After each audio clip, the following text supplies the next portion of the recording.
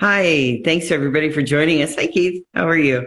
I I made it. well I'm here. need a break at any time. Huh? If you need a break at any time for any reason, let me know. You know what I mean? Oh, okay. Yeah, no, just a lot of it is it's head pain and stuff. And I think a lot of it has to do, I either have a sinus infection or something, but I know it's just all here. So I have my handy plate here for a fan. Hey, whatever works, right? That's how I felt when I had COVID months ago. So hopefully, Oh yeah, no, I've had this shot. There's no COVID or anything going on here. This is just good old fashioned allergies turned into something. So, um, anyways, welcome everybody. We've got a lot of people coming in and joining us, and I'm really pleased to see that. Hi, Jude. How are you? Um, anyways, I was just letting people know what we're doing today. Ta-da! This. Kind of a glare there, but this is your proud baby. There you go. That's his proud baby. Now, there's something I've been wanting to ask you, which is, what is the whole title? Is it Spiritual Samurai, or is it no, a Warrior in the World Spiritual Samurai? What? yeah, it's a warrior in the world, and then it was like spiritual samurai. It should have been. I guess I should have put a comma. That's okay. That's okay. But when I was trying to figure out, well, which way do I do this? I've just been referring to it as Spiritual Samurai. So anyways, welcome and thank you so much for agreeing to do this today, to talk about your book. And okay, that's okay, Elise.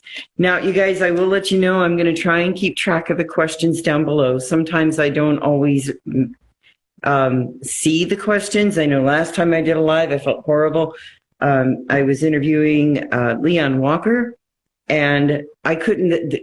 Instagram had a heck of a glitch that day or something because I couldn't see anybody's comments, questions, or anything. And apparently, it was either Instagram or it was me, because they said if you touch the screen and you don't touch it again, everything disappears. I promise I won't touch the screen. So that way we get your questions answered. All right, I want to dig into this, but first, before we do, I had asked Keith if he would lead us into beginning with some breath work. Now, if you haven't done breath work, it's a wonderful, refreshing, and relaxing experience. Are you familiar with the box breath? The box breath. Uh-huh. I probably am. I just don't know what that one is. So Okay. All right. Well, box breath is 4 breaths in, hold at the top, 4 breaths out, hold at the bottom for a count of 4, and you do that 4 rounds. So you just get you just imagine a nice little square box. So do you think that's something you can lead us in to kind of get us going and rolling on this session today? okay. So hopefully, unless you're driving, you're doing it. If you're driving, don't do this. But if No. you have a lunch break or if you're home, we'll do it for, I guess, for a few rounds. I'll probably do a few rounds, and then Okay. pretty much just to bring your awareness and allow your attention to rest on your breath. And then once we stop the counting, just see where your mind is and how you feel for those moments we're not counting anymore. Right. So we'll do 4 breaths in, hold for a second, 4 breaths out, hold for a second, and we'll just go along. We'll do that count, which is fine. So Sure. if you feel like it's for some reason too difficult, then don't worry so much about the numbers, because it shouldn't create anxiety. If anything, that's definitely not the reason for it. So the best thing to do is to find a place where you could sit nice and comfortably and upright, so you're not hunched. If you're sitting on the floor, whatever's comfortable, that doesn't put pressure on your back. If you're sitting in a chair or on the couch, cross your legs or have your feet flat on the floor. Have your feet about shoulder width apart. If they're on the floor, have your hands resting palms down on your thighs, and just pull your hands back so your shoulders in neutral position where you're not rounding your back and uncomfortable. And then from there, just close the eyes. Keep the mouth closed. Then from here, breathe in through your nose. And as you breathe in through your nose, allow your belly to expand like a balloon filling up with air. And as you exhale, allow the belly button fall back into the spine. And then as you breathe in, let the belly the air. We'll do the count in a few seconds. And as you exhale, let the belly button fall back into its natural resting place. Okay. So with the next inhalation, we're going to breathe in for 4 seconds. I'm going to breathe in. 1, 2, 3, 4. Hold. Exhale. 1, 2, 3, 4. Hold. Inhale. 1, 2, 3, 4. Hold. Exhale. 1, 2, 3, 4. Hold. Inhale. 1, 2, 3, 4. Hold. Exhale. 1, 2, 3, 4. Hold. Inhale. 1, 2, 3, 4. Hold. Exhale. 1, 2, 3, 4. Now just let yourself go back into your normal pace of breathing.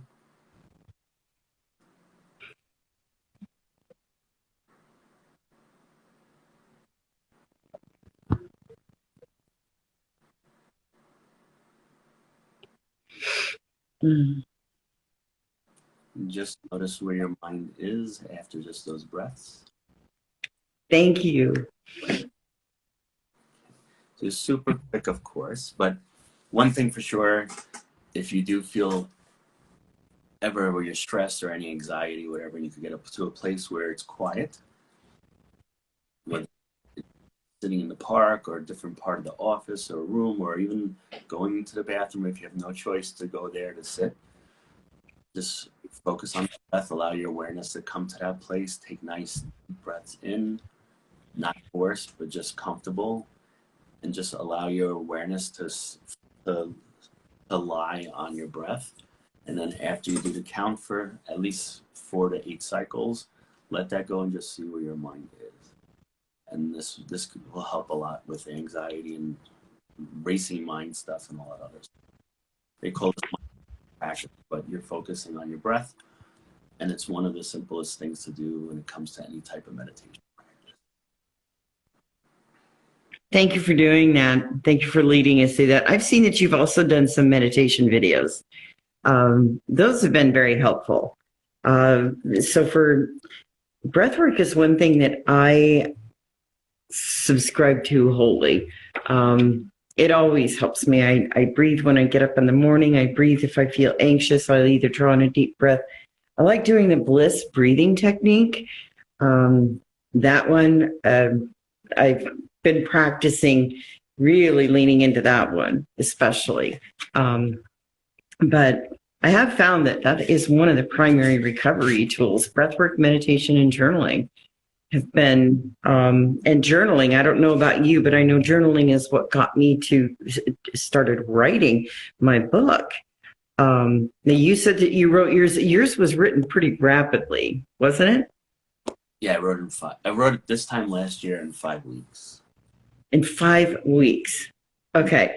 We've got a lot of information in here for just 5 weeks. I know my original draft took me probably 3 months of writing, because it was just writing every day, and really having to dig deep for some of the stories, but, for feeling. And now, do you have others, though, that are just, or is it just this one? I read 8 or 9 books, but this is the only book that has to do with life in general. My other books are on classical Indian music with this. So okay. Yeah. Okay. Well, I wanted to read something to you from, this is going to be on page 3. You've got a copy of your book there. But I absolutely loved how you started this out. And I think it really, this one and another page really speak to me anyways about how this really, the whole foundation of this book and of what you do. Before we start, though, I guess describe to some of the viewers what it is you specifically. What is your particular platform, your foundation? What do you stand for primarily? I'm gonna sound like Captain America or Superman. You know, well, for me, everything is laid out in the book from what I feel in general. So it's like the most important thing to me is integrity. So integrity has a lot of underlying pillars of it, of course, but integrity to me is important. My word is my bound. I I live a simple life. Uh, Everything is about trying to be honest and being um, altruive, trying to help people. You know, everything like wrapped up in the book according to these lines. Because a lot of stuff now, and not going into narcissism, but a lot with social media and everything, a lot of people have gotten more and more isolated and selfish with a lot of things too. I know we're here helping, so it's different, but it's like trying to go outside of yourself and then look on how you treat yourself, how you treat others, and how you interact and view the world, and how you Mm-hmm. cultivate good things to live a better life. So living more meaning, more purpose, being known for, just doing the right thing when nobody's looking.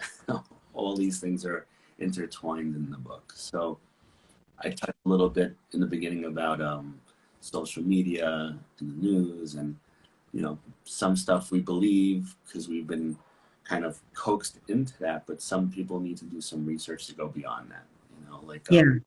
so I point out little subtle things that are going on in the outside world. Then I look at our friendships, our relationships, our friendships, then our relationships with our family, relationship with ourselves, and then how we look at the world and how we take responsibility for things and how we should take responsibility for certain things that are within our control.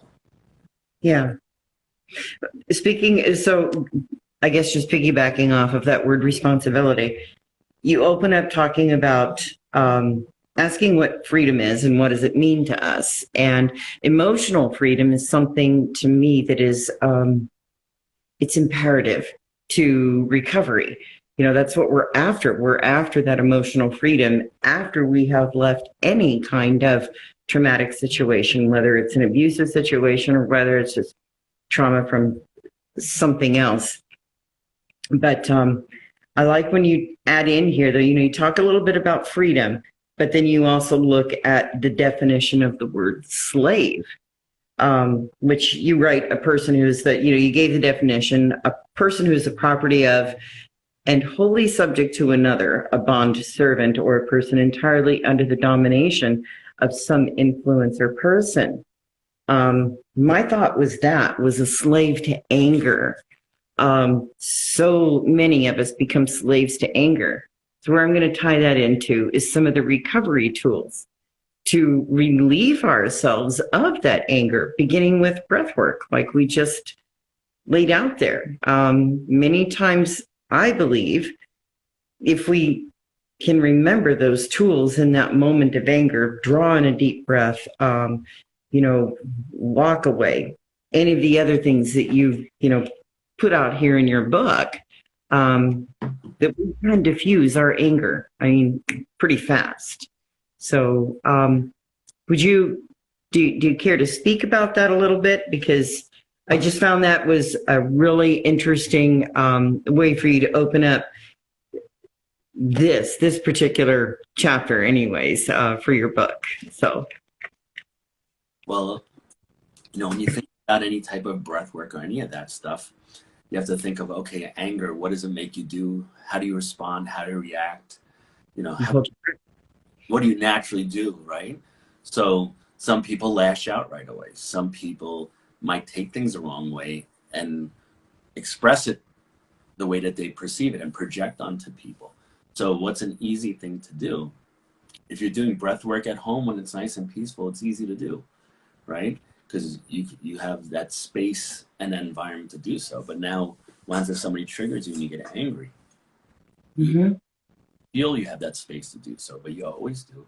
Because if you take a second to just breathe and pause first, you pause, meaning not to react, and you take a few breaths, and even if you tell the person, okay, I just need a break for a second, let me just go outside, let me go to the bathroom, let me just go get something in the kitchen, and you just separate from that person, and you just breathe, and you, okay, how do I feel? What am I thinking? What am I about to say? What am I about to do? Because there's always cause and effect, right? So whatever you do is going to create something. So is it going to create something positive or negative? And is it something that you could possibly say that you can't take back? Because most of the time when somebody's angry or they have a certain personality disorder, they will say something spiteful to hurt you, you know, but you don't have that. You have that capability of not doing that and being in reaction mode where it's like, okay, well, what do I think and what do I feel? Do I understand it 100%? Am I right the way I feel? Did I misinterpret something? Did they trigger me? Did I take it the wrong way? You know, so you take some space and you pause and you breathe and you go, okay, you know, what could I do to make things better? And then even after you breathe a little bit, you go back, you go, you know, I took something a certain way and I feel this way. Did you mean it this way? And that person could go, oh, no way. I didn't say that towards you. I was just talking about this. And then you go, Yeah. oh, you go, wow, because you communicated. Some people don't communicate. So if you don't communicate and you feel hurt or triggered, what's usually the expression of that? Passive aggressiveness. Yep. Which is a defense mechanism on a lower level.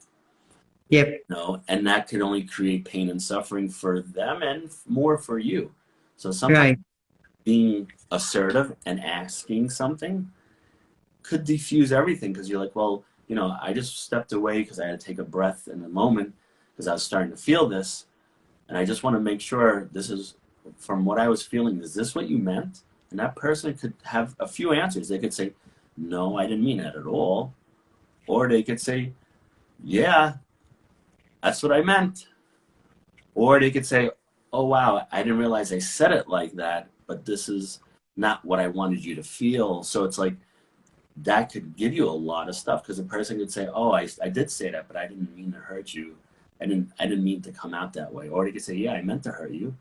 Or they could say, oh, no, I didn't mean it like that. So you're allowing them to give their half. So you're not making stuff up in your head. Mm-hmm. And that could right away change everything. And if the person goes, yeah, that's what I meant to do, then you go, okay, now I know. I know where you stand. And then from there, you could have just a better way of communicating. And the thing is, depending on the person, if the person has a personality disorder, I'm just saying in general, it doesn't matter what you say and how you say it, they're going to do what they're going to do. Because Yeah. everything is reactionary. So you're never going to always be able to diffuse the bombs, but you try. Yeah. Where would you say that the majority of your toolbox came from? The tools that I mean, I know that we all collect our tools along the way, but for you, you have a particular unique story, I think. Where would you say most of them came from? The tools to not do certain things, to be reactive. That is, Yep.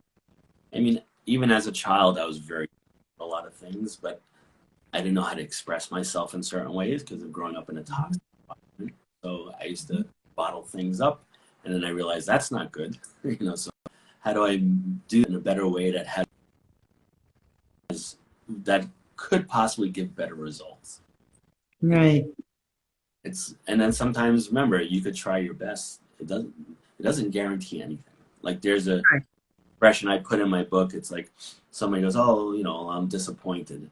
And then I remember Swami Satchidananda, who's a Swami, he passed away years ago, but he goes, well, you can't be disappointed if you don't make an appointment to begin with. I like this. I like this. Well, no, I was referring to did you learn a lot of the self-discipline during your time in the fire department or any of your other careers that you've had? Do any of those or the martial arts, that you practice? Where did you learn the majority of the discipline that you Yeah. that you write about? Well, it's been part of my life. I could say martial arts the most. That's why Okay. I'm a spiritual samurai, right? And a warrior in the world is for anybody could be a warrior in the world. So the book Yeah. applies to everybody. But a lot of it really came from martial arts and the Bushido, the code of the samurai. So those are like really big things for me as a kid growing up. Yeah. Okay. Okay. Well, in your book, you write over here, it's like chapter 4. It's one of my favorites. And it's called A Journey Home, I believe. But you wrote that the goal of this book is to help you find yourself so that you can be true to yourself, to help you uncover your own potential so that you can be happy and thrive in life. We don't always need a drastic change in order for that to happen. Sometimes we just have to become aware of the roadblocks in our lives or minds that are hindering us. So you lay out pretty clearly, anyways, in that chapter, in the beginning of it, what the goal of the book is. Well, what are some of the steps that people can take, to start removing those roadblocks? Journaling, questions, I guess, just off the cuff. Yeah. What can you tell us about that? Well, the roadblocks, first, you have to accept them and see them for what they really are. Mm-hmm. Right? And if you could see them for what they really are, then you could start to work either with them or around them. Yeah. Right? Because also in the book, I put a story about the rope, right? The lady who's walking home and it's the evening and she sees a snake coiled up on the path and she gets scared and she runs away. But the next day, instead of her taking a new route home or to work, she walks along the same path and it's daytime because it's the morning. Mm-hmm. So she walks and she sees that same coiled up snake there in the road. And it's like she gets closer. She's like, oh my God, it's not even a snake. It's a rope. Somebody dropped a coiled up rope. And it's like, okay, now she knows what's really there. So, knowing what that is the most important thing, because it might be an obstacle or it might be a projection of ourselves, or it could be something transference. If it has to do with another person, you could take an experience from one person and then put that onto somebody else. Is that real or is that our mind? And understanding these things are really important to try to see things clearly for what they are. And then Right. do it just like a doctor. You go to a doctor and you're like, oh, I have this bump on me. It's cancer. It's this, it's that. And it's like, you're going through all these things in your mind. Oh my God, I might have a few months to live, whatever. And you go to the doctor and he goes, oh, that's a cyst. He goes, do you play guitar? Oh yeah, I play guitar. You hold it wrong, right?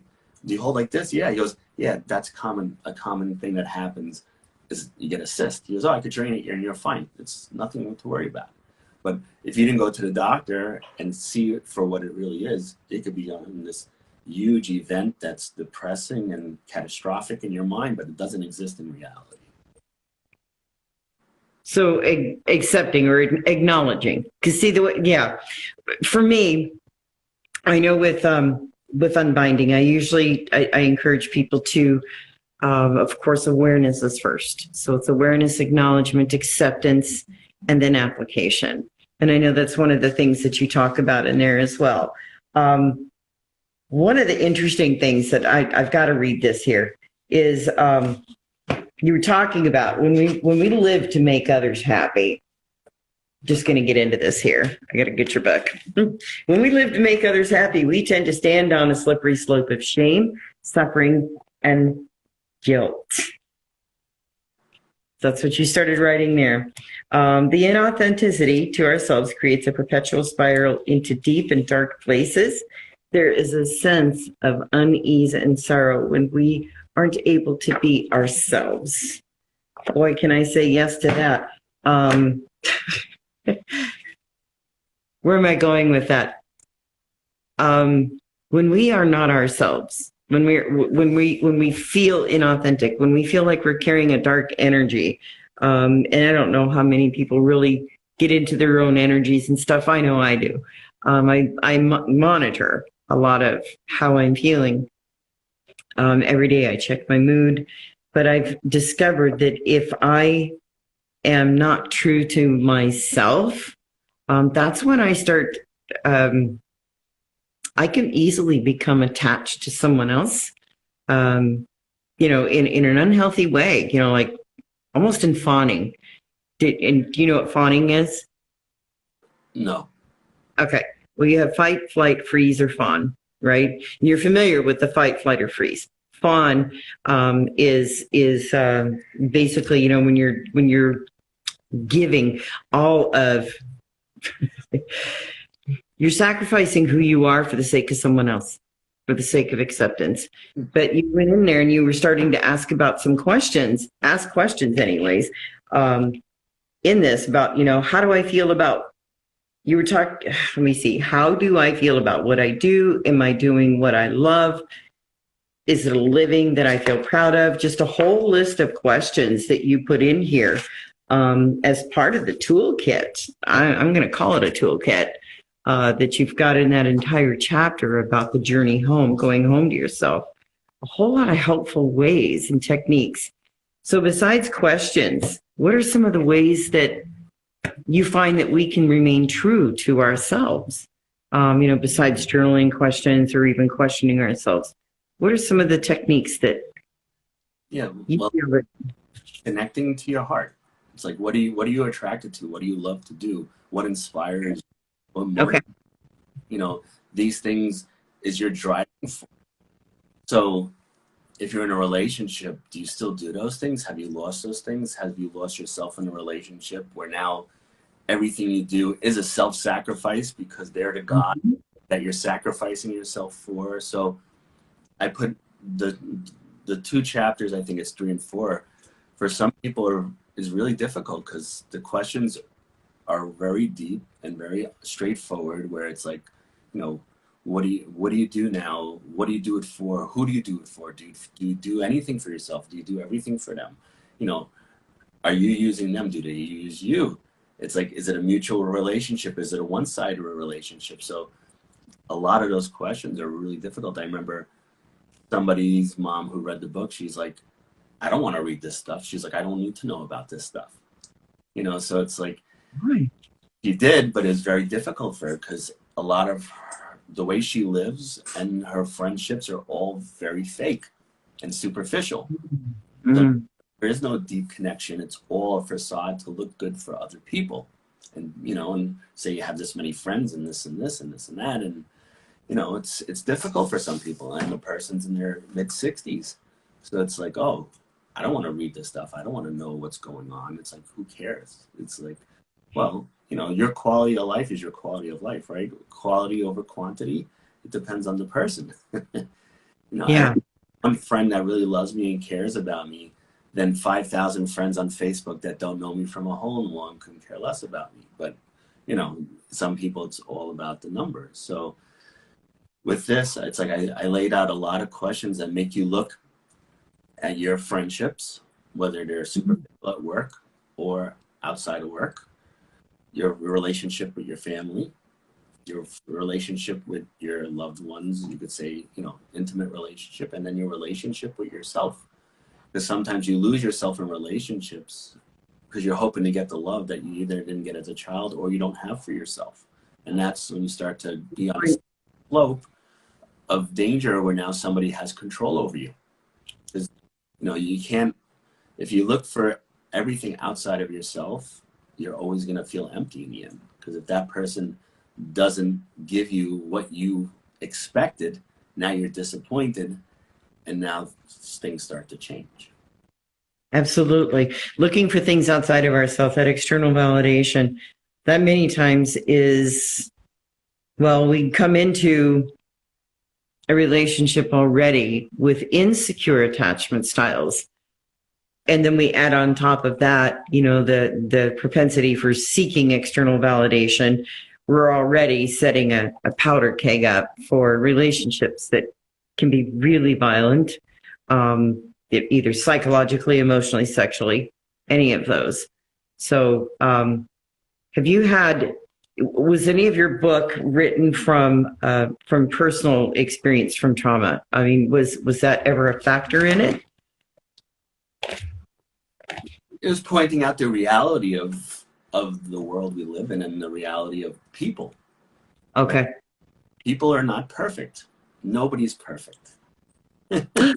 Nobody's, so everybody strives for some crazy perfection that doesn't exist, Mm-hmm.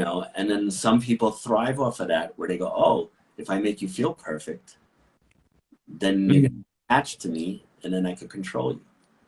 Yep. And that's an illusion in itself also, and that sets you up for trauma. I mean, my book is not a trauma book. My book is just looking at life in the most realistic way and trying to navigate through it like a GPS to get to the place that you want and to get the most joy along the journey. Yeah. Well, I did like that. I know that originally I told you I was going to ask you a question to describe your book in one word. And I gave you the word that I used to describe it. So did you ever come up with one? Just No? Okay.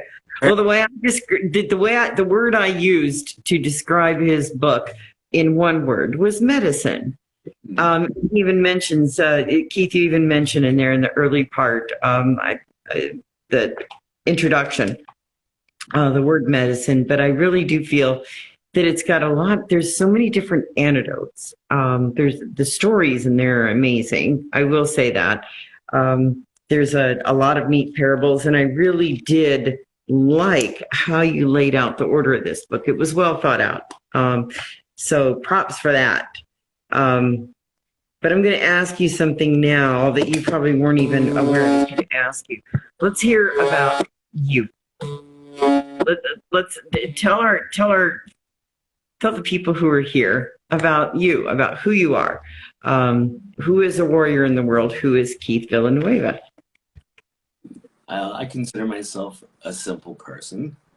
I've always tried to live my life of doing the right thing for others, where, not to take advantage of people and try to do the best that could give everybody an equal outcome. Even as a kid, I couldn't help myself.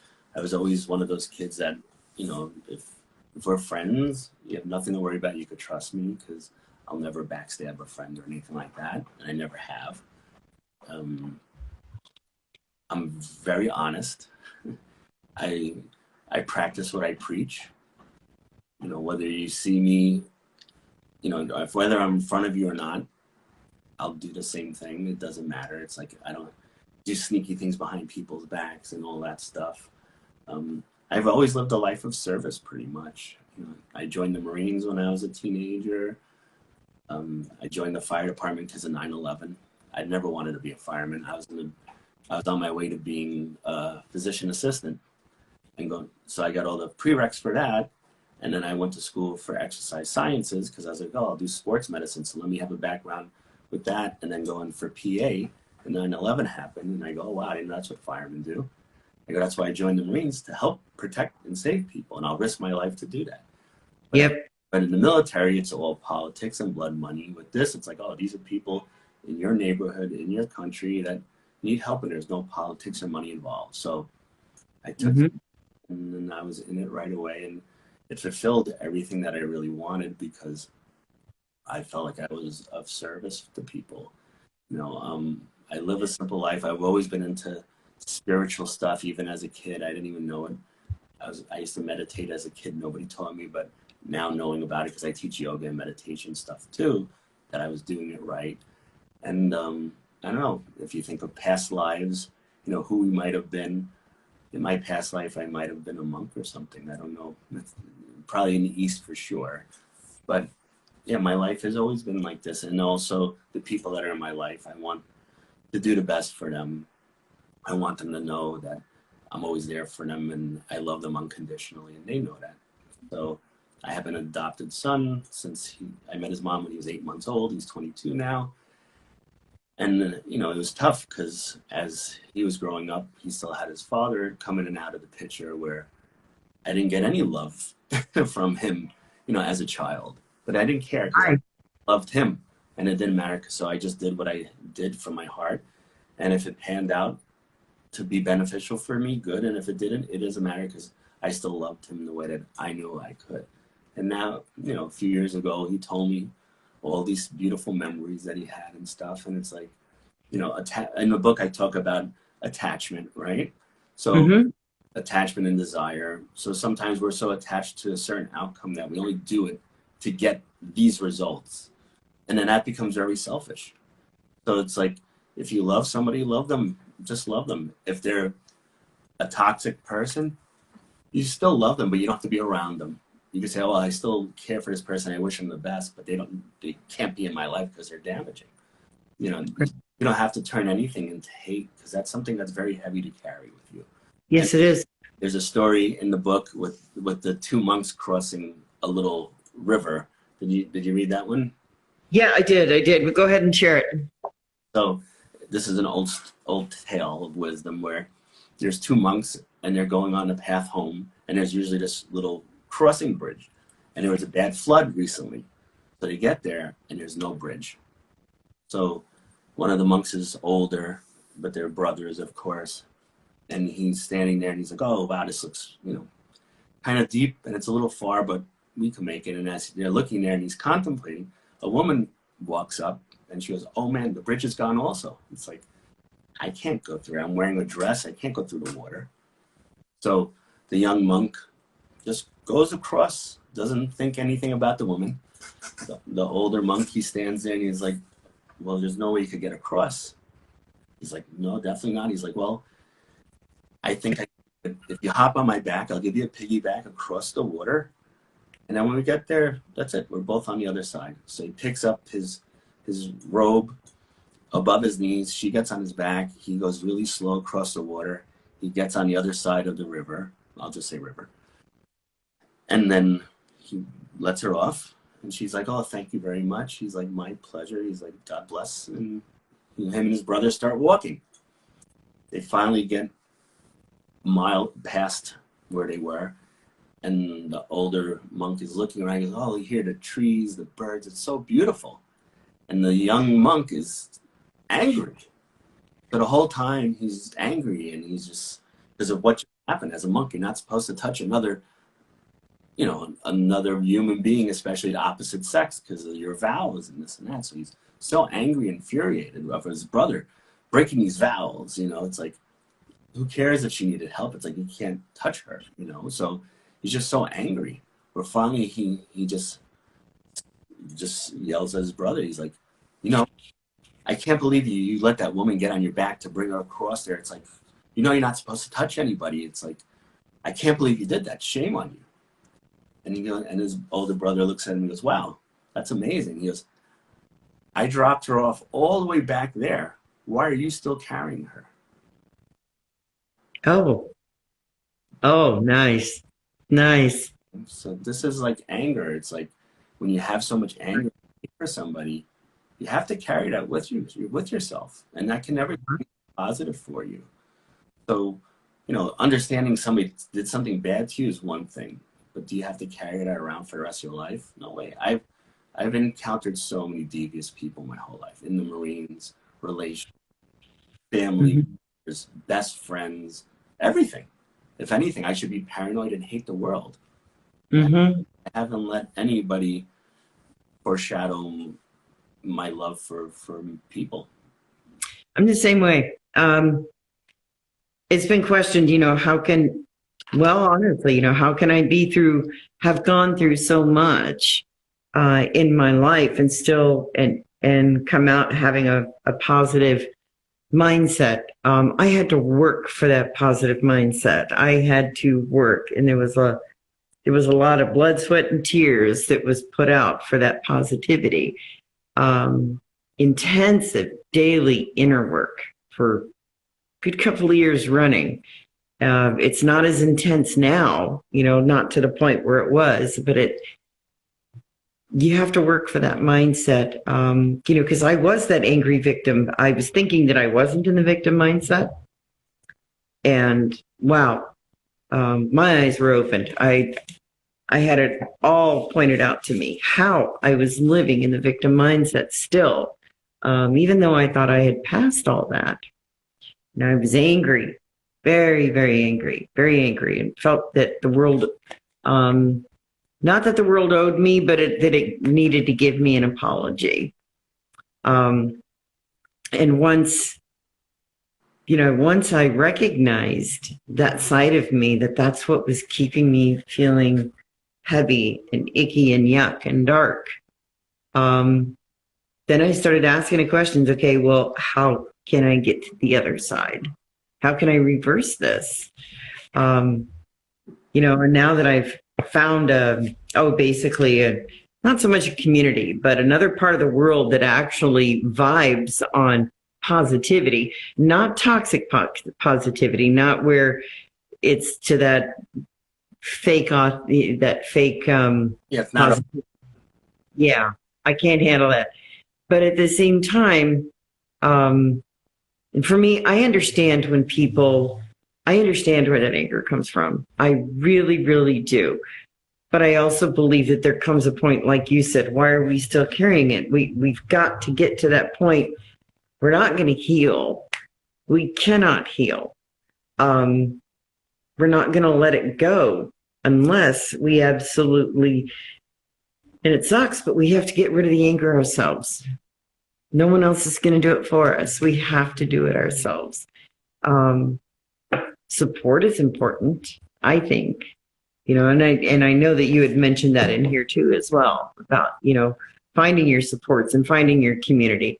I really, by the way, as far as getting rid of anger, I wanted to bring up a point.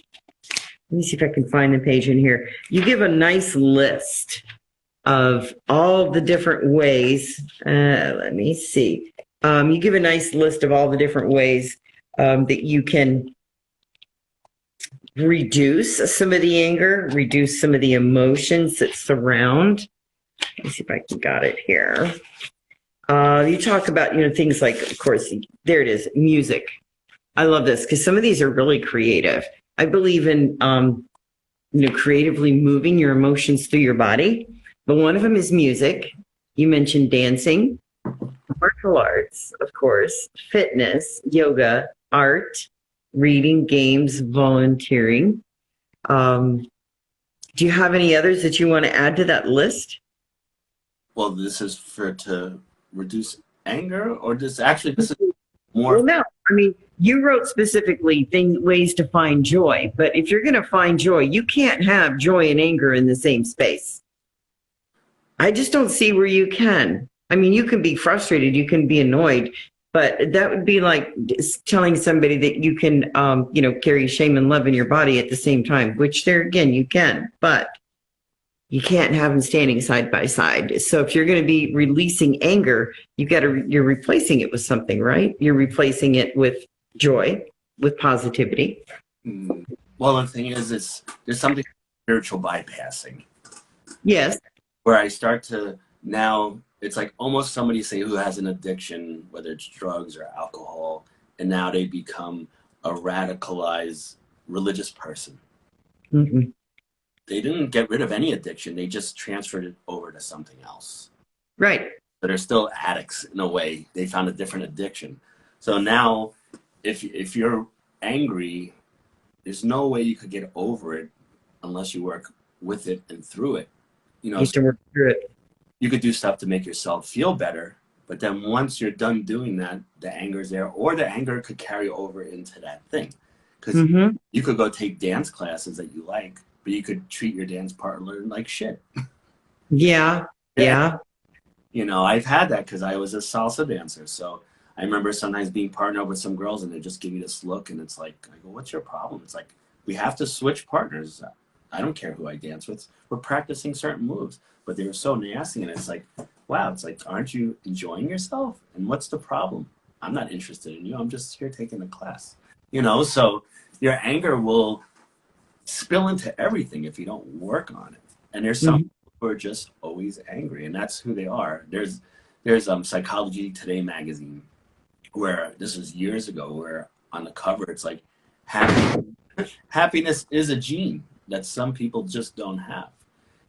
So some people will always find the darkness to look at. It's like, it's a beautiful sunny day, but you refuse to enjoy the sun, where you always carry an umbrella because you want it to be dark. You always want to be in that spot. So, some people don't see it as a problem.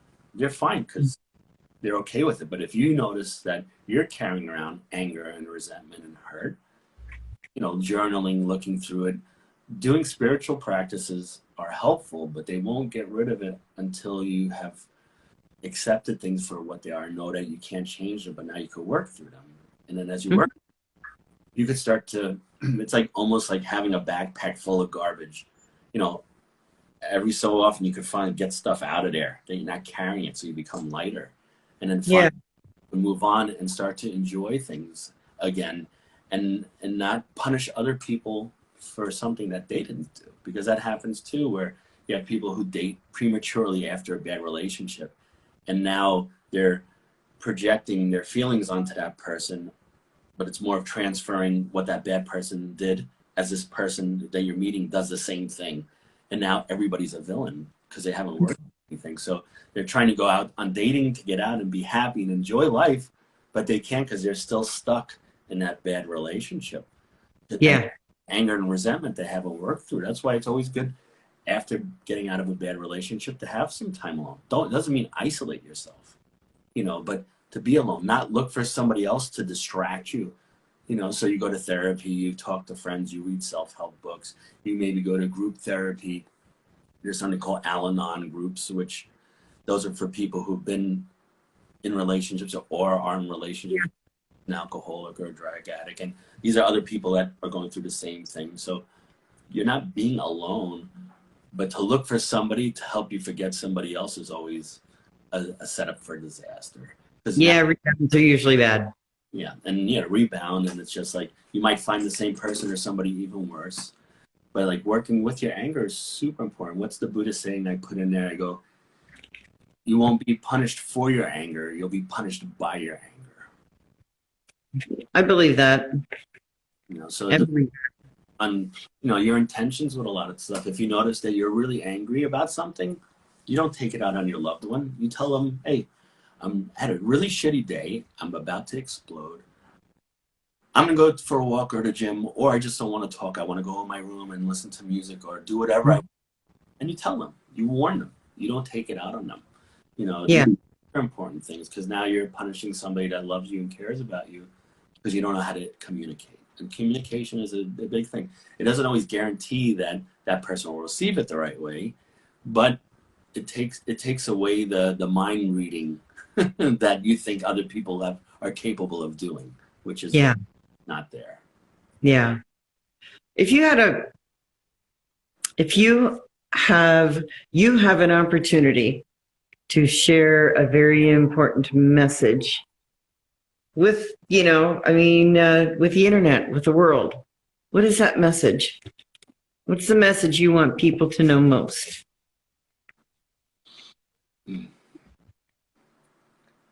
Well, if you're going to look for happiness, don't look for it outside of yourself. True happiness comes from within, not external means. I have it written on my arm in Tibetan, actually. No. And if you like, I remember I wrote in the book too, Majai always said, you are your true soulmate. Mm-hmm. So it's like you have to really love yourself before you can love other people. It's just not possible. It's like me trying to give you water from an empty well. It's just not possible. So it's like you almost want to fill up your cup till it starts to overflow, and then you can share that with other people, because you're not going to lose anything. No candle loses light from lighting other candles. So a lot of time we get trapped in these fantasy relationships, especially because of the movies, where we need somebody to be Prince Charming and sweep us off our feet and make us feel so validated and so loved. And this is where danger happens, because other people who are not capable of loving or having empathy or compassion learn this from those movies, and then they give it to you in a beautiful package made just for you, and now you feel loved and cared about and validated, but that was a tool to manipulate you. So it becomes very difficult when we give somebody that type of power to control our feelings of love and shame and guilt and happiness. It's like, nobody should have that power over us. And right. So doing deep work is difficult sometimes. It's usually you have to go into dark places to shed light. Mm-hmm. And some people don't want to ever do that. Yeah, they go. Anne states, but they present a false image to you. Yeah, I'd have to agree with that. I've dated several, dated and married several who gave me a false image. And then when it came down to getting married, it's like, I wanted to put the brakes on. I didn't want to get married. So what if you were confident when you met them? That's a really good question because I was fairly confident when I met my late husband. I'm going to go here on this one. This is something that I usually don't do very often, but I was very confident when I met him, more so than I ever had been, at least for that time of my life. But he still gave me a very false impression. He didn't turn out to be quite the Prince Charming that I had thought. So, it's not that he was a bad man. He just had some hidden qualities that I didn't expect. So, Well, I think what happens is that, nobody tries to find somebody that's weak and vulnerable most of the time, especially if they say are a narcissist, because they need your reflection. They need something good. So they're not going to look for somebody that's worthless. They're going to look for somebody that, they could kind of get a reflection off of them that makes them feel good. And that's a very different thing, because if you are confident and happy and content, this person's, their goal is to get you. So, that's why they start to do certain things to create that, what you call a trauma bond. It's like this connection that you don't even notice. So there's no guarantee that you could stop that. But as you know, the warning signs of somebody being just so extremely just over the top praising you and stuff, it's like, well, I don't need that, And then the thing too, it's like, what's your childhood? Are you codependent? Are you not? Because I've seen some people where the person starts to do stuff and they start to manipulate them, and that person came from a healthy family where they just call them out and they go, okay, I'm not taking this, and it's over in the blink of an eye. Other people, they have trauma from the past where it's like, oh wow, it's like the person's changing towards me, or it's like, I can't lose this love. What could I do to get this love? How do I keep this love? It's like, oh no. It's like, I don't want to be abandoned. I don't want to feel this way. Next thing you know, you start to sacrifice yourself for this relationship. And then you lose happiness, you lose your sense of self. And that's what always happens. You always lose your sense of self in these relationships. So you can have it can happen pretty fast too. Well, the thing is too, is it's not just in relationships. I mean, if you're thinking, you can think work and business, your friendships. Doesn't have to necessarily be an intimate relationship. You can absolutely self-abandon and sacrifice your authentic self. Oh my gosh, I've seen people do it in their churches even. And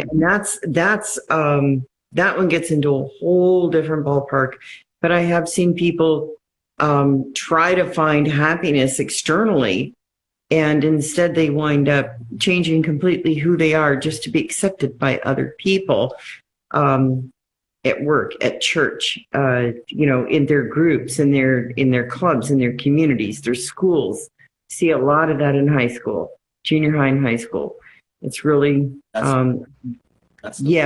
There's a same thing with Swami Satchidananda. He liked to take English words and prefixes and mess with them. So he goes, when you're born, you're fine. You're fine, right? Because you don't think anything's wrong with you. So somebody says, oh, you have purple hair? Oh, black hair, right? Oh, you have really big blue eyes? I like little brown eyes. So it's like, oh, I'm not perfect. So you're born fine. And then as you start to become a young adult, you're trying to define yourself, right? Trying to fit in with the crowd. But what's the D, right? It's like uneasy, disease, right? So you're trying to define yourself. And then now as you get older, you're trying to refine yourself, trying to become fine again, which you already were. So it's like everybody goes through these stages of life because it's normal, especially if you're not homeschooled, right? if you're in school, you go into 7th or 8th grade and it's like, oh, everybody's wearing these sneakers, or every girl's wearing their hair like this. And it's like, you want to fit in. It's just, we're social beings, it's normal. Mhm. But then next thing you know, now you have the friends. I mean, we grew up in a period where it said, right, say no to drugs and all that stuff. So it's like, now you're at an age where everybody's smoking before school, and they're like, you want some? And now it's like, oh, do I have a sense of self where I could say no, or I want to fit in so badly, or it's like, oh yeah, give me that. Look, I like it too. Yep. Simple examples, but this is what happens with life as being a human being. Me and my best friend Joey were the only people that didn't smoke when we were 13.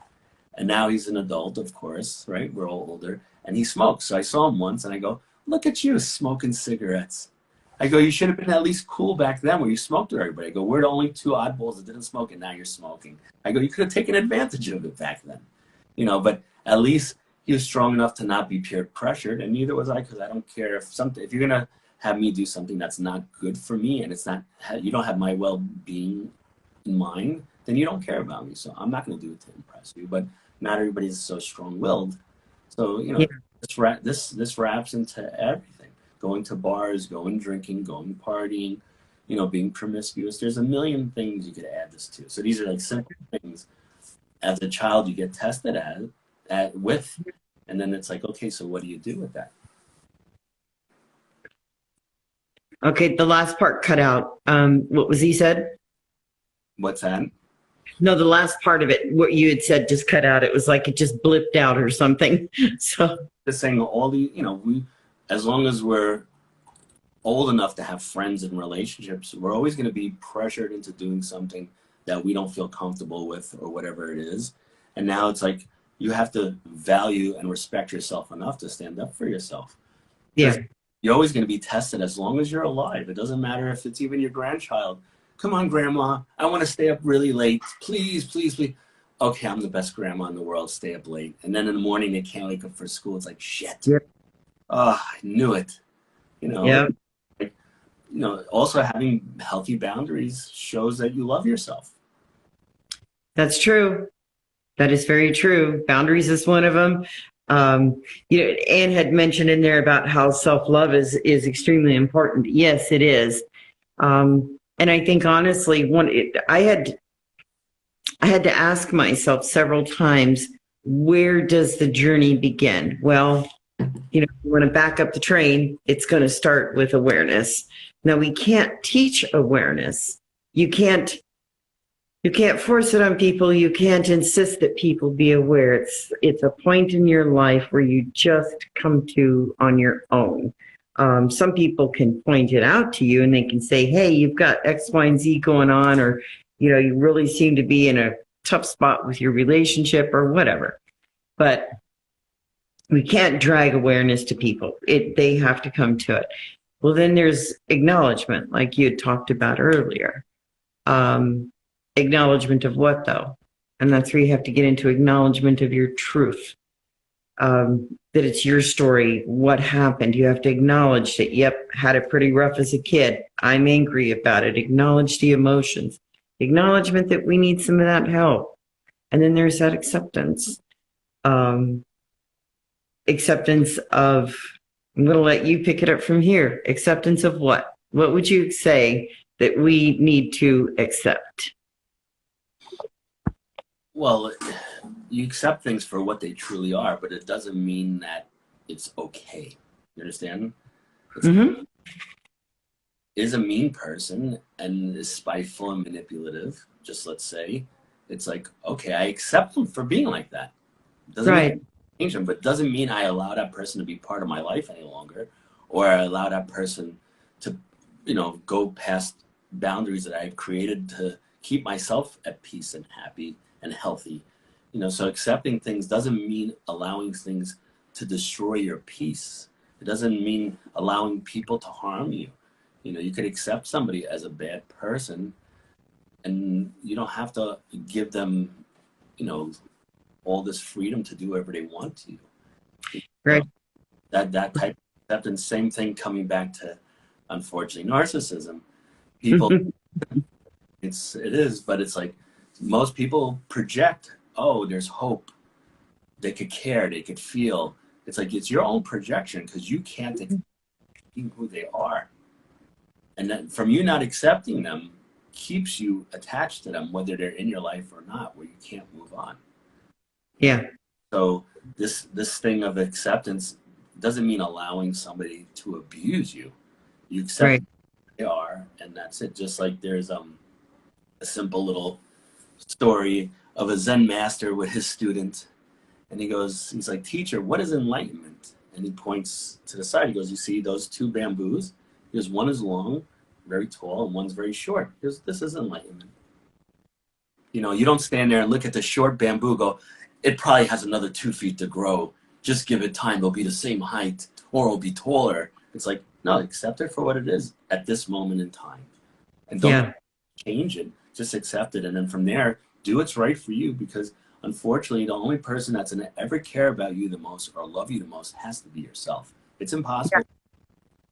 And that has nothing to do with being narcissistic or full of yourself, because that's false love. You know, to love yourself. I remember years ago, I had a bad car accident. I was actually picking up toys for kids who wrote to Santa, who their parents can't afford it. So I was going to get some toys for them.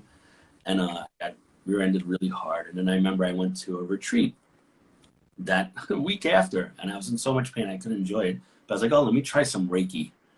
I go, let me see if it helps. It's like, I'll do anything. I'm in so much pain. So lady, she's about to work on me. So she goes, I always ask my clients or customers one question before I work on them. She goes, do you love yourself? I said, not even think. I go, absolutely. And she was just like, so she was doing the work. I fell asleep. And then at the end, she's like, thank you so much. I go, thank you for what? She's like, I've never felt so much love coming from somebody from working on them. You know? Nice. And that was amazing, because it's like, yeah, I do love myself. And I love people unconditionally. And I love people too much, where I used to give them the availability to hurt me without any repercussions. And it doesn't mean getting them back and beating them up. But I didn't call them out on it. I didn't set boundaries. I didn't create distance. I didn't cut relationships off, you know, and that was not healthy for me, but that's what I grew up around. So I thought it was normal, right? So I learned better, and I've created a life for myself. I probably changed a lot of things in 2010, where I was like, oh, I got to cut these people out of my life and things will never change. And I did that. I had to love myself more than them. Yeah. You know, and that's, unfortunately, there's a lot of people who don't understand there's a difference between authentic self-love and, you know, like you said, oh, there's that word. And it's not vain to love yourself. It's not selfish to love yourself. It's necessary to love yourself. We have to. That's one of the biggest things that I had to learn early on in the beginning of my journey, is to actually love and appreciate myself for who I am. You know, dark places and all, really had to not blame myself for anything that I ever went through, and really just lean into the recovery tools every single day. You know, and my toolbox is pretty big, I'd have to say. Not just breath work, meditation, journaling. I mean, there's a whole bunch of others. There's mirror work. There's a prayer called Ho'oponopono prayer that I work with that extensively. Bunch of different exercises. EFT, tapping. I don't know if you're familiar with tapping or not. Love that. And then, of course, you know, slow movement. So, you know, there's much out there. There's a lot out there. I guess for me, I always like to encourage people to try at least once. You know, at least try some of the things, some of the tools, some of the modalities that are available. Not everything is going to work for everybody. And just like people, you know, some people are for us and some people aren't. And just like the tools, some tools are for us and some aren't. I would love to do martial arts, but I don't think that my niece would say yes to me. So I, You have a toolbox, right? If you want to put a picture up on the wall, you might use a screwdriver or a hammer. You're not going to use a chainsaw. there you go. I like that. I like that. You have to know how to use the tools that you have and use them for the situations that you need. Yeah, it's, Oh, if I give you some, I guess, icy drink, right? I'm going mhm. to do like a martini straw. Nothing's going to come through. So you have to use the right tools for the right, you know, pro- Absolutely. Absolutely. Um, I was looking at the time. I'm probably going to tell you, hey, we're probably getting close to wrapping this up. I also have a fever. I can feel like it's starting to come up again. So I'm probably going to be just telling you, thank you so much. Does anybody have questions for Art? Wait, we do have a question down here. It looks like. Um, yep. Okay. No. Then look, if you guys have got questions of Keith, this is Keith Villanueva. He is author of, I don't know if you can see that or not, Warrior in, I really love this, by the way. I like your cover. That was great. my friend my friend Abraham, he owns Barbu Beard Company, so he's an artist, and he did this really quickly for me, but I loved it, so I thank him all the time for making this cover for me. Do you have any final thoughts before we sign off today? Well, just talking about the book itself, it covers everything that's going on in the world in a very subtle way. Our relationships with others, our relationship with ourselves. There's some simple breathing meditation exercises in there. There's another chapter where there is affirmations. There's Yeah. story. I mean, it covers just really everything for life, whether you're going through something difficult now or not. It'll help Hmm. life on many levels because it will make you look at things that you haven't probably seen, and it'll make you start to uncover things so you could discover things about yourself, uproot the bad weeds in your garden where you could start, you know, just Yeah. keep fresh. And just like anything, like over time, sometimes we get lost within relationships and friendships, and then it's good to pause and say, okay, these Yeah. people in my life, are they good for me? Are they creating more happiness or more stress? Is it really necessary? Is that person, a gossip queen where they always talk bad about people? And how do you feel when you leave them? How do you feel drained? All these things are in the book, and it talks about even, you know, not only acceptance, it talks about equanimity, non-attachment. It talks about all the stuff that you hear with the spiritual jargon now that has been so misconstrued, where it's become toxic for people because it's like, well, I'm not attached to anything. I don't feel anything. Of course you do. You're a human being. I hear you. You know, stuff that's into the reality of life to help you get the most out of life for yourself. And it's Ah, positive stuff. It's not going into deep, dark places. The questions in there are tough, but it's not meant for that at all. It's like an ice cube. It's yeah. beginning and then it starts to melt and then evaporates. And when it gets to that point of evaporating, that's probably like the last chapter where it talks about unconditional love. What's the hardest question that you've ever asked yourself? The hardest question I ever asked myself, Yeah. I don't know.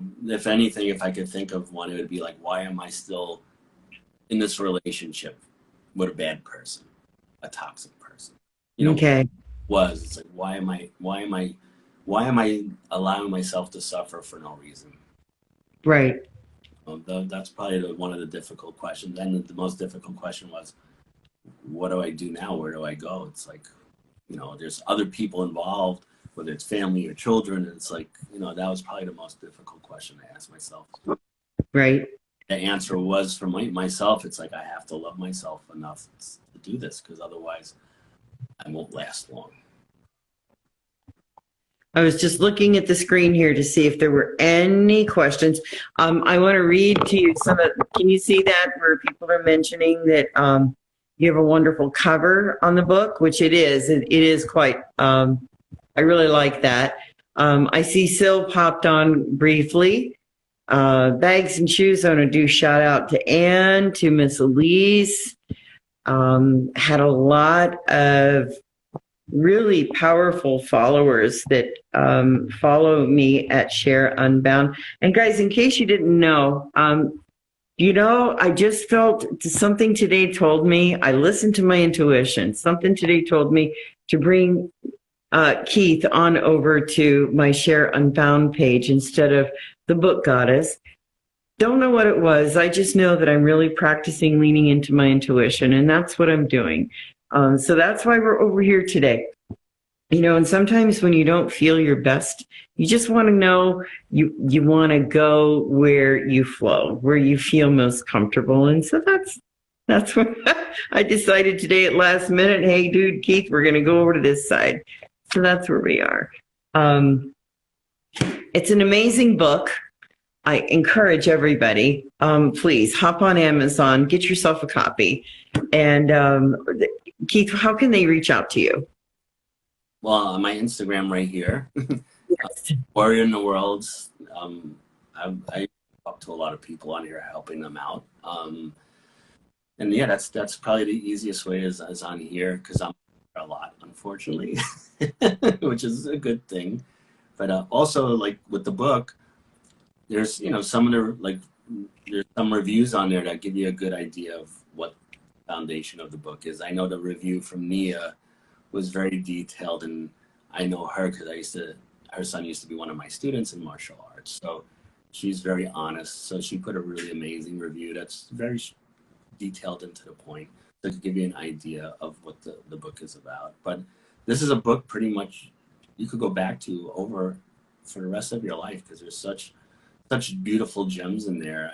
I put just so much stuff because it's just my whole life experience with just everything, because I've been, whether it's psychology, Eastern philosophy, Jesus, it doesn't matter. It's like I put everything in there in a way that is very easy to understand for a lot of people. I don't use any crazy terminology or anything like that, because I just want everybody to understand. And from whatever everybody's told me, it's like the book is like almost if I'm sitting there talking to you.